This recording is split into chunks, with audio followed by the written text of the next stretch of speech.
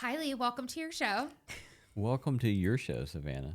How are you feeling? I'm feeling just fine today. Nice. You? It's getting warm in here. I just noticed. Well, yeah, maybe so. Feeling nice and toasty in the studio. Welcome back to the studio. Welcome back to the studio. Lee, how are you feeling about your New Year's resolution so far? I don't make New Year's resolutions. I try to lean into new practices and habits, though. I knew you wouldn't be a resolutions person. Yes, yeah. They never worked for me. But reviewing the kind of human being I'm trying to be and then doing like an inventory of habits and practices has always been helpful. And so currently, I don't know, and I like the idea of doing mini experiments to see how you like it. Mm-hmm. So we're in the midst of doing a mini experiment with changing our schedule so that we're setting the alarm clock for 5:30 and at the Y by 6:10 and doing exercise first thing in the morning, Monday through Friday. Mm-hmm. And it's great so far. You're kidding. Yeah, I love it. That's a big change. It's a big change. It allows me to be psychologically more at ease, I think, through the whole day because I'm not thinking, when am I going to get to the Y? When am I going to get to the Y? And then I don't feel badly about myself at 6 o'clock when I'm still working. If and you there's haven't no conquered it. Yeah, that's right. So. Wow. Yeah. That's a big shift. Any New Year's resolutions for you or new habits? I knew about the mini experiment thing because you said the subtext was mini experiment. And I was like, that's nice. It takes the pressure off. Yeah. Yeah. No resolutions for me other than I'm doing a half marathon in April. Yes. How's your training coming? Going great. I'm on week 8. I'll be ready by March. So I'll be way ahead of schedule. We haven't talked about this, but my youngest son is also doing his first half marathon and going to be in that half marathon, I think. I need to put y'all together so you can run together. You're kidding me. No, you haven't met Ben, I don't think. I haven't met Ben. Yeah. He's doing a half marathon in Nashville. I think that's the one he's doing. I'm thrilled. Yeah. I'm beyond thrilled. Yeah, I just did 7 miles on Saturday. Huh. And so I'm like, okay, I'm halfway there. Yeah, very good. Getting close. Excellent. Yeah. Well, Lee, I wanted to read a couple of reviews that we got over the Christmas break. Yeah. Only the good ones. And then I want to talk about one that was actually a phone call that you're going to be interested in. Huh. Okay, the first one is from MC and said, I came for Savannah's teaching style. I did not reread this before I did because I would not have normally said that. I came for Savannah's teaching style. I guess for me. How about that, Savannah? I know. I stayed because the subtext feels like a long missing corner of the internet. Thoughtful, informed, and refreshingly calm in a world that is usually shouting at each other from their keyboards. I hope that MC still thinks that after I got on a little rant on the last episode. I love it. You're like, go crazy. I love it. This next one is Bay Flizzle. I'm into that. It's who? Bay Flizzle. Bay Flizzle. I don't know what that is, but I'm into it. Hi, Bay. The title is Lee Sounds Like Fred Rogers. Is that a compliment or is that an insult? But that's not the only reason why listening to this podcast feels like stepping into an adult version of Mr. Rogers' Neighborhood. Fun, honest, researched, prudent, respectful. Savannah and Lee are teaching us how to be in conversation, how to be discerning, and how to be neighborly. Highly recommend. Well, thank you for that. I really love that review. It's a very sweet review. Hey, friend, if you didn't know, I started a newsletter a while back that comes out every 2 weeks. I've been delighted to hear from so many of you about positive response to the newsletter. We call it the No Small Endeavor Notebook, where I riff on themes and topics related to our podcast, giving you additional material for thinking and doing in your own quest to make sense of what it might mean to live a good life. Join us by going now to nosmallendeavor.com and sign up there. Again, go to nosmallendeavor.com to sign up now for our free No Small Endeavor Notebook newsletter. And then the third one I wanted to talk about was this guy that my first internship in college was in graphic design. Remember how my dad wanted me to have like an actual job? So I took this internship in graphic design in Nashville, and one of the maybe like UX designers or something? User experiences? Yes. I think that maybe that's what he did at the time, but he was an adult and had a job there. His name is Luke. Luke is a fan of No Small Endeavor, and his family has kind of been around this world for a long time. And he called me after our episode on AI. So you worked with him. Yeah. Okay. But we're still friends. Okay. And this has been over 10 years, by the way, that my internship was. He called me after our AI episode and highly disagreed with our take. Oh. And I wanted to give him the space to disagree. Well, good. What did Luke have to say about that? So Luke is obviously in tech, right? Yeah. So I don't remember what we said in the AI episode, but well, just that we were not excited about some of these. Oh yeah, so that was the one about the AI artists and so forth. Yes, exactly. And Luke basically talked about how, 10 years ago, people would pay him to build a website, but now AI does that. And so people don't pay him to do that anymore. And he's just had to adapt and get over it and generate all of these other skills in order to survive. And I don't know if he's going to love the way that I'm representing this. So if he doesn't, please let me know, Luke. But he basically was talking about why do we only care now that it's with artists? He was like, this has been happening in every other sphere for so long. Because we didn't care for the web designers.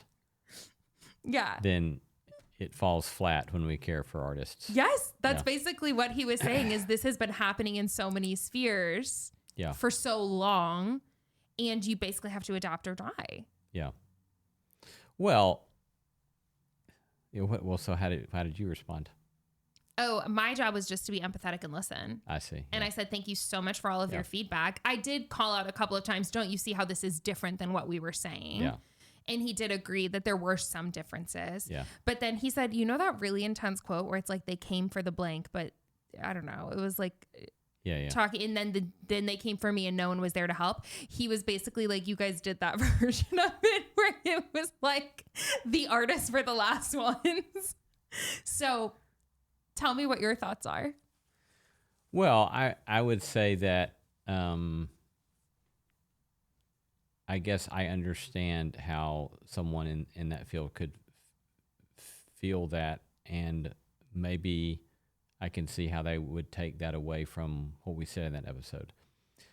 However, I think we probably talked about Jacques Ellul in that episode. Yes, we did. And if you take Jacques Ellul seriously, it doesn't have necessarily anything to do with the rise of ChatGPT. It has to do with especially the rise of the Industrial Revolution and the rise of technique, which is the ensemble of means arranged in the most efficient way possible without regard to ends. That is, you're doing whatever you're doing in the fastest way possible without asking why. And that describes our world. And AI describes that on ultra steroids. And so, in my mind, this is not a new critique. This is an old critique. At least, he was writing that back in the middle of the 20th century. And well before him, people were critiquing these kinds of things about the modern world. And so it's just more what AI gives us in many ways is a condensation, if you will, of some of the greatest ills of the modern world that we're going to have to grapple with in new ways. And again, that doesn't mean I don't use AI. I do use AI. I use it a lot. But it raises all sorts of questions. And so I think if we're not grappling with the questions and asking in what way are we going to use it and in what way are we not going to use it, how do we be honest about what we're using? Because I think that was one of our critiques is that you have the lack of transparency. Lack of transparency out there around it. And I'm also starting to read a philosopher named Shannon Valor, who I think has written the best stuff I've read on AI and ethics so far. And the sorts of virtue problems and character problems and the fact that large language models are simply prediction machines. All they do is reflect back to us what human culture has produced so far. And to that degree, lacks imagination or lacks what Christians would call hope, right? A theological notion of hope. And so that's really problematic, right? Because it feeds back to us our biases. It's also the fact that it's not concerned with factuality and truth. It's concerned with giving you a plausible answer. And so there are all sorts of things to be troubled about with AI, while also acknowledging it's an amazing technology. And there are some use scenarios that, of course, we're going to do, right?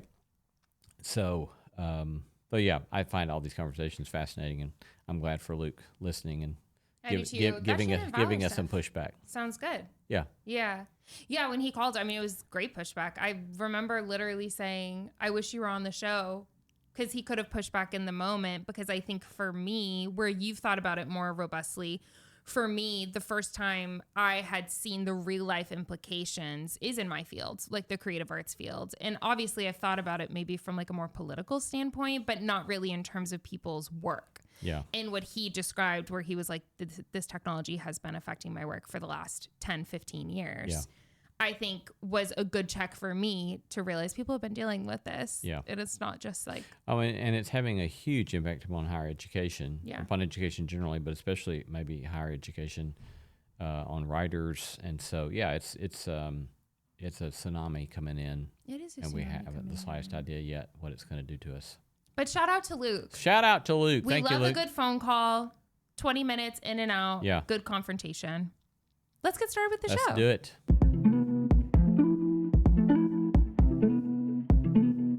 Welcome to the Subtext, where we go beneath the headlines and beyond the obvious. I'm Savannah Locke. And I am Lee C. Camp. Hey, if you like what we're doing and don't have our number, where you can just call us and tell us what you think, do us a favor by following and rating us wherever you listen. Leave a review, give us 5 stars, hype us up. If you want to watch full episodes, you can find that on YouTube and Spotify. You can also follow the show at The Subtext Show, me at Savannah_Locke, and Lee at Lee C. Camp. And if you have any questions or suggestions for the show, just DM us on Instagram at The Subtext Show. All right, let's get started. Let's do it. Have you watched Stranger Things? I have watched several seasons of Stranger Things. What was the last season? What number? 5. I think I've watched the first 4 seasons, maybe the first 3. I don't remember. Oh my goodness. I can't ever remember really what I've watched and how much of it I've watched, but If I throw something out there, will you try to remember it? maybe I can try to remember. I'm willing to play Do you your game. remember anything but about a Russian mall? a Russian mall? MALL? I remember stuff about an American mall. Yeah, but like the Russians in the mall? Yeah. Okay. Wasn't that 3 or 4? Was that 4? That was 3. Dang it. Okay, yeah. Oh, do you remember anyone going to Russia? No, I do not. Okay, then you are just on season 3. You finished season 3. But the fact, again, that I don't remember it doesn't mean that I didn't watch it. No, that's a big part of it. Going to Russia in the snow. It was very cool. The Russians are always in everybody's mess, aren't they? Apparently Why are the Russians always getting into our mess? in the 1980s. Why can't they leave us alone? Well, that was a very big Stranger Things theme. Yeah. Because it was set in the 80s. Yeah. Very Russia heavy. Yes. So yeah, you have 2 seasons to catch up on. Yeah, It seems. you don't even remember the 80s because you were not born in the 80s. It wasn't right? even an idea. Yes. Yeah. But that being said, Yes. Stranger Things just finished. Yes, I've heard. And they had their for real finale that happened just a couple of weeks ago. I've heard that wasn't really the finale. And that's what we're here to talk about. It's the best part. So this finale is a little over 2 hours long, I believe. And when it finishes, by the next day, fans had come up with an idea that there was going to be another episode coming, like a secret episode. And I have some theories about this. The finale was a choice. Okay, so without giving away spoilers, the writers of the show made a very conscious decision to lean more, I think, into the emotional piece, where it was just like, we're going to give you emotional closure, but we're really not going to close up a lot of the loops of these stories. So you're going to be left with a lot of questions, but your heartstrings might be tugged. Like you might cry a couple of times. I think that might drive me batty. And I think it did drive a lot of the fans who have waited. I mean, from start to finish, this show was over 10 years for 5 seasons. And I wanted to talk to you about why I think maybe some of these fans had a hard time dealing with their grief or disappointment about this show, and therefore launched into what became huge viral sensation called Conformity Gate. Conformity Gate. Where they believed that the finale of the show was not the real finale, but that it was through the bad guy, his name is Vecna in the show, it was all through the bad guy's lens, and that the real finale was going to come next, and that was going to be like something that didn't conform to Vecna's view. So that's why it was called Conformity Gate. Oh, okay. So this finale was going to come, and it was going to come on, like, because everything comes on a holiday for Stranger Things, and so they thought it was going to be like on Eastern Orthodox, like an Eastern Orthodox holiday, that Christmas or something. I don't know anything, but it was in January. When I say... So they projected a particular date they thought the Conformity Gate episode was going to drop. And when I'm saying tens of thousands of videos being released every single day predicting this, and then going back into the finale and finding all of these Easter eggs that they thought proved their theory. And then I obviously, like, I knew that this wasn't going to happen, right? So I was like, you guys, there is no final episode. Like, I'm so sorry. The authors just didn't do a great job at closing up these loops. But people were very invested. So then this day comes and goes, no finale. Then people started saying, well, there's a documentary about Stranger Things coming out on January 12th. It's going to happen on that day. And they start going back into, in the 80s, there was this one movie that the finale was framed as a documentary, but it was actually integrating into the movies of the series or whatever. So they thought that they were going to do a Stranger Things documentary that was actually the finale of Stranger Things that closed up the loops better. I am sad to say that today that documentary came out. It was not the 9th episode of Stranger Things. So this just got me thinking about grief, about cults. It got me thinking about all kinds of things, confirmation bias. But how does that hit you? Did you even see any of this drama going on? You know, very fortunately, I did not. Lee. Yes, no, I did not see a bit of this drama occur. Did you even watch any of the videos that I shared of them going through and dissecting? I did not. That's okay. That's okay. Yeah. You know, I do all of this work for myself, basically, truly. But there were videos where people were going frame by frame, checking the clock times in the 8th episode, which is the finale of Stranger Things, thinking it predicted the 9th. Wow. Well, bless them. Bless them. Yes. So seeing all these people go absolutely hysterical on social media got me thinking a lot about two things. Number one, grief, just how we deal with it and how we try to make meaning out of things sometimes when we don't understand the endings of certain phases of our life, such as Stranger Things Season 5. But it also got me thinking about cults. Cults. And Lee, I read an entire book this weekend because, based on this. Because Stranger Things got you thinking about cults. Because Stranger Things got me thinking Fascinating. about cults. Yes. So what did you learn? Okay, have you ever heard of the book When Prophecy Fails? No. It's a very big book. It's actually where the term cognitive dissonance came from. It's where that came from. 1,000% serious. Really? Okay. So there were several different psychologists in charge of this study in this book, but the most famous one is Leon Festinger. Okay.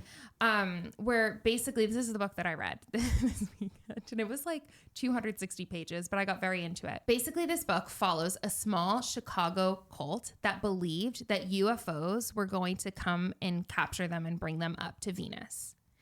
And the person in charge of this cult believed that she could read what she calls Venetian footprints, aka footprints on Venus's surface that predicted when these UFOs were going to come back.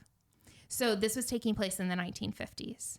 So when these psychiatrists or psychologists found out about it, they decided to study this cult.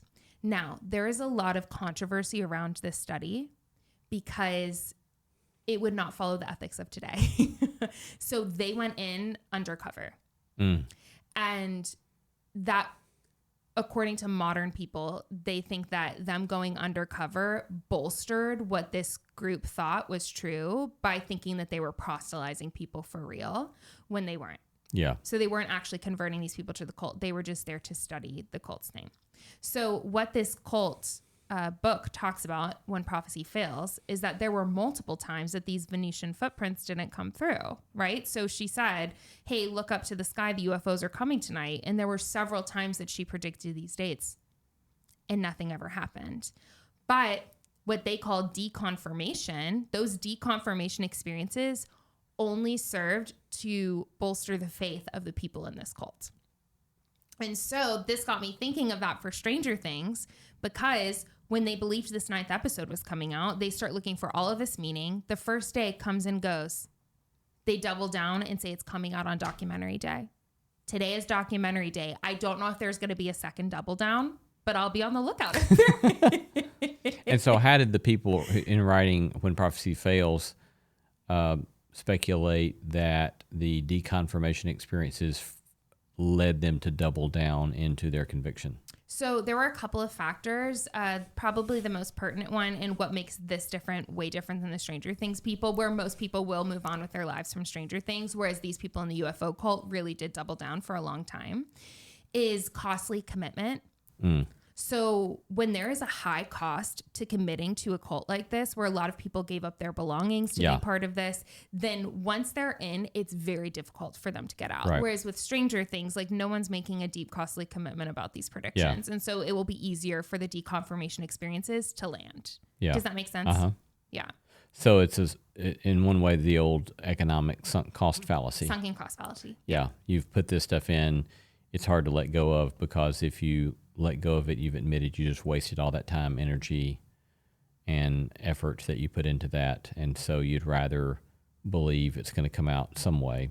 You would rather search for meaning in other ways. Right. So on the first UFO failed salvation night, when the UFOs didn't come to get them, they took a long walk afterwards and they met a random stranger, and it was a very positive experience. And the way that they made meaning of that is that they said that that was an alien from the UFO. So instead of just saying this didn't happen, they double down and try to make meaning out of something else. Right. Hello, friends. Lee Seacamp here. Do you ever wish you had more folks to discuss the conversations we offer on No Small Endeavor? Something like a podcast listening club where you could engage big ideas about what it means to live life well and then discuss it with friends and companions? If so, you have stumbled upon the announcement you have been waiting for. We're pleased to announce the start of Endeavor Together, our new initiative that equips and nurtures close-knit communities to talk about the things you actually want to talk about. Each small group conversation series is built upon our podcast content and provides you with super easy to use content with questions, videos, links, and guidance so that you or any good and willing soul can host small group conversations exploring what it means to live a good life. Maybe you'll meet in homes around a table, maybe in a coffee shop or local park, maybe at work during lunch hour, maybe in a church Sunday school class. What we are providing is the scaffolding for good conversation. The rest is up to you. And here's the best part. Thanks to generous support from the Lilly Endowment, it's free. The first 2 series have been released. The first, Let's Disagree Better, and the second, Vulnerability. Get started today. Visit NoSmallEndeavor.com and click on Endeavor Together. Again, go to NoSmallEndeavor.com and click on Endeavor Together. Enjoy. Yeah, this reminds me of someone in my extended family that converted into a particular group that was very sectarian, and it cost her a lot with her family. Okay. And they were very angry with her for converting into this other group that thought that all of her family was going to go to hell because they weren't in the group. And so a lot of pain, a lot of strain. And so then she ended up, the way she doubled down was, as the rest of the family in subsequent decades softened up on a lot of their convictions in this new denomination she was in, she was having none of it.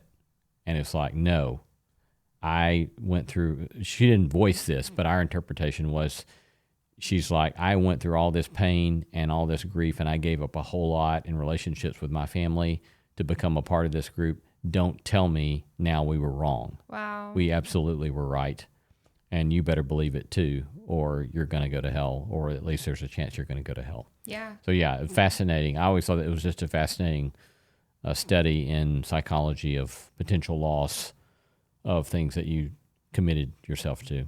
Yeah, and how her commitment to that cost her so much on the front end that it makes it less likely for her to ever leave on the back end. Yeah, right. And that's apparently, according to their research, true when it comes to like religious experiences or cult experiences. Yeah. And the other piece that I don't know if it relates to this person, but in the book, they said that social support is also what keeps people inside of cults or high controlling environments. Whereas if someone feels isolated inside of one of those environments, they're more likely to be able to leave when a deconfirmation experience happens. But the reason why there are ethical concerns around this is with these observers who were there, that bolstered some of these people Social into connections. thinking there was more social support than there actually was. Yeah. Well, I mean, I think it's interesting to think about that a given one way to think about beliefs is that, and maybe this is I don't know. I'd have to think about what I want to think about this myself. But, you could think about, our beliefs really first and foremost about claims about what we believe to be factually true, or do beliefs instead function as a means of social inclusion, as a way of community formation? And we're a community because we believe X, Y, and Z. Mm-hmm. And so if you threaten X, Y, or Z, then you're threatening our relationships and you're threatening our community. Mm-hmm. So if X seems to be false, then no, we just have to figure out a way that X is not false, is actually quite right, because I value and prioritize the relationship I have. But if our relationship is dependent upon X, Y, and Z, then I can't have the relationship. And so I'm not giving it up. My mother and I had a really interesting conversation last week where I was asking her about the church that I grew up in, which was very high control. And I asked her, why did you stay in it for so long if it was so high control? And she said, because there were so many great friends that they had. Yeah. And that the cost, because in my mind then it goes to, well, there are plenty of churches that I've been involved in and I'm not, but I'm still friends with those people. But in high control environments, that option doesn't exist. Like if the beliefs are the only things holding you together, then it's almost like if you stop believing that way, that you're not allowed to be friends anymore. To me, that's a cult vibe. I think that there are healthier options, and I don't know if this is what you're saying or not, where beliefs are not the only thing holding you together. Maybe like mutuality of love and respect could be. What do you think? Like right now, if I left my church, I could still be friends with everyone. Yes. Does that make any sense? Yes. However, it's unlikely you would be as connected friends. True. If you left the community and went somewhere else. True. Because we're not deeply connected to people that we're not in some way present to on a regular basis. I see what you're saying. With a few exceptions, I suppose. But generally speaking, without ongoing social connection, we simply don't have social connection. I think I might agree with that. Are you fully sold on your own idea? Not necessarily. Okay. But I think it's worth paying attention to the fact that what we believe to be very strong assertions about theological convictions, say, may have a whole lot more to do with a social grouping and the mechanisms of inclusion of who's in and who's out than it does to do with the truth. With the actual truth. Yeah. Yeah. 100%. Yeah. I don't think any of us are that like disconnected from our social realities. Yeah. Yeah. Agreed. Yeah. This also got me thinking about when it comes to disappointment, which I think is what a lot of people were feeling at the end of Stranger Things. I'm not trying to dog on Stranger Things, but I thought it was a very emotional, beautiful episode, but it's just interesting to see the aftermath. If everyone was super satisfied with this ending, no one would have predicted a secret ninth episode. Yeah. No one would have doubled down after that date came and went, then that the documentary would be a secret ninth episode. I think it's a lot to deal with disappointment. That got me thinking about an Anabaptist history class that I took. And I don't remember why we talked about this, but we talked about the Great Disappointment with the Millerites, where in the earlier mid-1800s in New York, this guy whose last name was Miller, he led kind of like a cult vibe, like a religious cult, where he believed that he had cracked the code and he knew when Jesus was going to come back. So he brings out all of these people to a field in New York and says, look up. And he first, if I remember correctly, had them sell all their belongings and give All of away it. everything. Gone. And then go into the field. Yes. All of them. Yeah. Goes out to the field. Nothing happens, right? Then they all go back and regroup and he says, I know what I did wrong. I messed up the BC and AD. I know the blasted decimal point that I missed. Exactly. Yeah. So then he gave a second date, and he was like, it's the BCAD ratio thing I messed up. They go out for a second time, but this time, what's so crazy to me is that I think the first time it was like between 5 and 15,000 people. By the end, it was almost 100,000 people that went out to this field, even though the first time it didn't happen. 100,000 people go out to this field in New York. Well, you've got to admire a guy who can admit his mistakes. They look up to the sky. Literally nothing happens. And on that night, they started calling it the Great Disappointment, where the Millerites were like, we've been totally misled. But what was really fascinating is that, and I didn't realize this, but I remembered this from my Anabaptist Studies class, a guy named Hiram Edson was there at the Great Disappointment. And when he was walking away, he said that he looked across the field and saw a vision of Jesus. Or I'm was, not laughing because I don't think visions happen. or was that an alien from Venus? Yeah, maybe an alien from Venus. But he looks across and he says that he sees Jesus going into the inner sanctuary of heaven. And he took this to mean that Jesus had come back, but just not in the way that they were expecting. Instead, he went into the inner sanctuary, and when he went into the inner sanctuary, his one goal was to decide who of all of humankind was able to come to heaven or not. And so now what that is called is the investigative judgment, and what is the Seventh-day Adventist tradition. And Hiram Edson started the Seventh-day Adventist tradition after this. And investigative judgment is basically starting in the 1840s. Jesus goes into the inner sanctuary. He still hasn't come out. And what he's doing right now, according to their tradition, is going through every single person's life that has ever lived and deciding whether or not they're in or out. Okay, that last part of the story I did not know. You didn't? No. Mm-mm. Or had forgotten. And this is what's so fascinating to me is like, this is the making meaning out of something that is just deconfirmation. Yeah. Right. What do you do with that? Well, I do several things. I do several things with it. I mean, one thing I do with it is, I think because I grew up in a church context in which people spoke with such authority that was not to be questioned. And it led to a lot of pain. I just am not very trustworthy of people who can't constantly have a posture of, I could be wrong. I could be wrong, yeah. Yeah. And so, you know, I've known a good number of people through the years who will speak very confidently about what God has told them.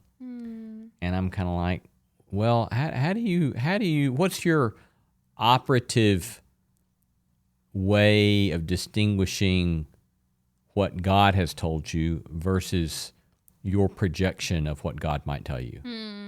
And so I'm always questioning that in that way. In the When Prophecy Fails book, something they identified as what can lead to a high control environment and people buying in is specificity, though. And I wonder if that confidence attached to specificity is what garners attention and gets people really bought in. Because specificity in this case being Jesus is going to return on such and so date. But could also be specificity around, this is what God told me about, you know, who is in and who is out. Right. Or that God told me all the elders of this church should step down while I appoint a new group of elders or whatever. Yeah. Yes. That specificity actually helps, like, with the buy-in and the commitment from followers. Yeah. Right. Because it would be very difficult to have a cult around a leader who said, I could be wrong. Right. Yeah. What I'm trying to Which say is is what you makes want to make a good cult leader. I wouldn't make a good cult leader. Yeah, well, I hope not. Yeah. The Anabaptists get a shout out in this book. Yes. Okay, so this was also in my Anabaptist Studies class, but I forgot. Münster. I forgot that in 1533 and 1534, a really big group of Anabaptists really thought that Jesus was coming back. And Jesus didn't. And the Anabaptist movement kind of flourished after that. Like, there was a lot of witnessing occurring. But those Anabaptists kind of went crazy. Were they the ones with the nudist colony? Well, What? I don't I don't think they had a nudist colony. What they did have was so in this apocalyptic, the Lord is coming back. My recollection is that what they did have was because they were under siege. By who? By whoever they had pushed out, Okay. and other people were trying to take their city back. And so the town's under siege, and so people are hungry. There's not enough men to have children, and so they institute, the Lord's will being polygamy, and that if you were of marriageable age and weren't willing to become a wife, then you could be severely persecuted. And so there was a lot of, patriarchy of the worst kinds of sorts, strong authoritarianism, and enforced communalism. And so it was a really crazy community. That was a wacky time in Anabaptist history. Yeah, right. Well, and many people, I think for the historians, again, I haven't read this stuff in like 30 years, but the historians of Anabaptism or church historians, typically when they would look back at the Anabaptist, they would always tell the story of Münster. Yeah. As if this is who the Anabaptists were. Yeah. And there were lots of other fascinating kinds of Anabaptists that were very, very different. But Anabaptism simply means, of course, to be baptized again. So they were rejecting infant baptism. And there were lots of kind of potential consequences and fruit that comes from saying we're not going to accept nominal forms of Christianity that are imposed by the state through infant baptism. And instead, we're going to say, let each person make a choice of whether or not they're going to follow this way of life, to take up this faith, to try to be discipled by Jesus of Nazareth and so forth. And so Anabaptism simply means rebaptized, which was kind of a way of critiquing these people. That was an insult, right? Critiquing the church-state system. Yes, the Anabaptists were critiquing the church system, Yes. but the label Anabaptist was also a sort of pejorative label. Oh, I see what you're You're saying. those rebaptizers. Yes. Right. But in any case, that could take a lot of different a number of different shapes.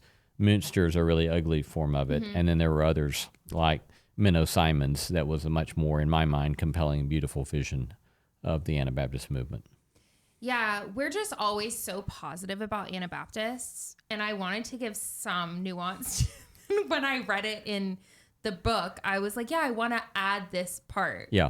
Because we tend to just be very pro Anabaptist because both of us have studied in that world. Yeah. Well, and even we're getting a little geeky theologically, but the so-called, apocalypticism that's in a lot of this stuff, apocalypticism can lead to incredibly fruitful, fascinating ethic, or it can lead to wackiness. And so in Münster, it led to some wackiness. In the Millerites, it led to some wackiness.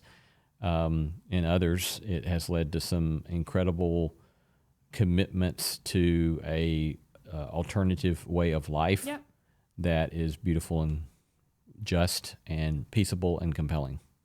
I mean, the whole Gospel of Matthew shows Jesus as an apocalyptic Yeah, prophet. right.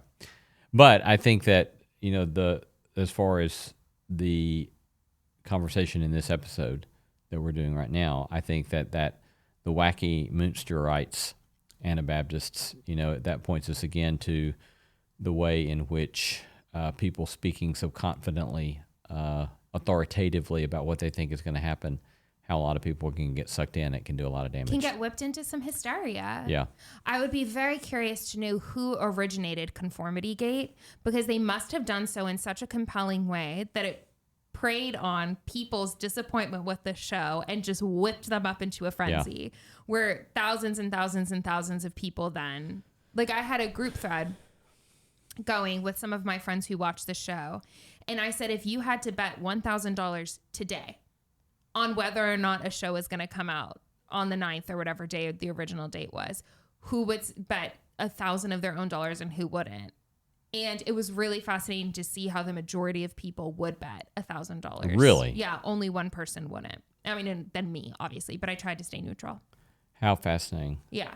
Well, it's also interesting to wonder, would Conformity Gate have been possible apart from social media algorithms and AI, Probably not. Yeah, I would imagine not, but But that doesn't mean that such wackiness of 100,000 people showing up in a field in the 1800s thinking Jesus is about to return tonight, that happened long before social media. So there's something psychological about it and social about it, not merely technical about it. Yeah, and I would highly recommend if anyone wants to nerd out, the When Prophecy Fails book was very, very interesting. And it's public domain now, so I was able to read it on my computer, like on a PDF. But I do want to also name, just for this, the ethical concerns that people had about it, which is that did they mess with the experiment by being part of the experiment without naming it, which is, I think, very valid to be able to say. And one other kind of category that we've kind of hinted at that is helpful to me is one Anabaptist writer, James William McClendon, when he talks about what he calls the little b Baptist theology, so we don't mean by that Southern Baptist as much as the Anabaptist tradition. He says that one of the things that distinguishes that tradition is fallibilism, and I find that very helpful. I don't know what that is. So to be infallible means you are without error, right? And so he says that the large part of the Believers Church tradition, the Little B Baptist tradition, fallibilism, that is a commitment to always saying we could be wrong. And that in each new generation you take up again the work and say, where could we be wrong? And that you don't assume that what your forefathers have told you is true, but that they could have been wrong too. And so there's difficulties and problems with that as well, because it oftentimes plays fast and loose with tradition, which tradition can be very, very helpful, but it can also be debilitating, and it can also be destructive. And so but I think fallibilism is trying to be honest about our own finitude, our own mortality, our own sinfulness, our own ways in which we have an agenda in being right. Yep. And fallibilism says we've got to question all of that stuff and say, I could be wrong, I could be wrong, I could be wrong, and you could be wrong. And you could be wrong. Yeah. I think that's a great place to close. On the word fallibilism. On fallibilism. I guess I wish that it was just called fallibility. Fallibility, yeah. Do you know what I mean? Fallibility, like the ability to be phallus. Yeah. to be false. Yeah. Oh, yeah. To know that you're false.